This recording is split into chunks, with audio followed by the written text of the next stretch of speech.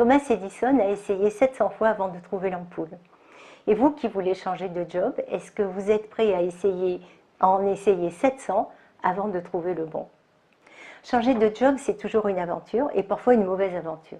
Moi, je constate que certaines personnes réussissent à échouer, quand d'autres, avec les mêmes cartes, réussissent à gagner. Alors, quelles sont les clés du succès? Moi, j'en vois 3.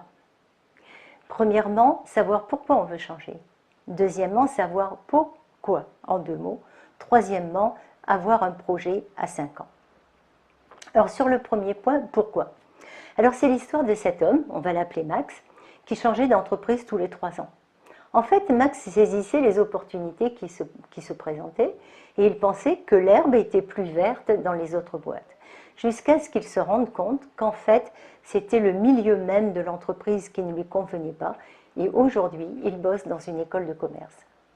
Alors, ce que je veux dire par là, c'est qu'il faut vraiment aller chercher au fond de vous. Il faut vraiment que vous soyez au clair avec les vraies raisons qui ont fait germer en vous cette envie ou ce besoin de changer.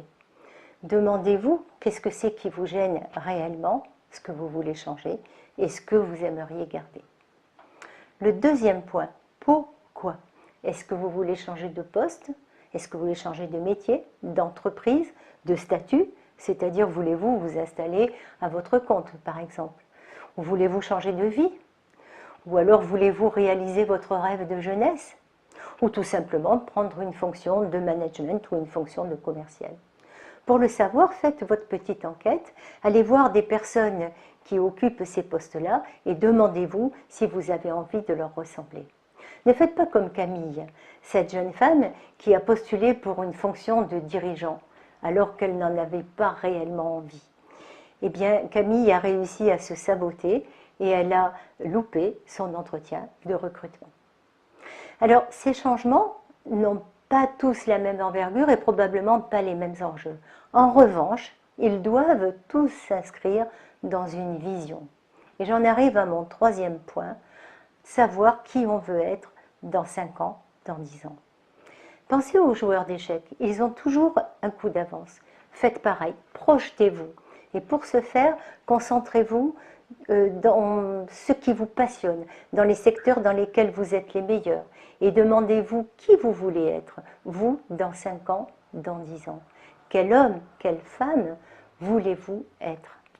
Alors pour conclure, construire un projet professionnel qui a du sens doit s'inscrire dans une vision. Pensez à Max, pensez à Camille. Quant à vous, construisez votre propre fil rouge pour trouver ce qui vous convient exactement. Alors moi, je peux vous aider dans ce cheminement, moi qui ai 43 ans d'expérience et qui réussit une reconversion professionnelle au mi-temps de ma vie.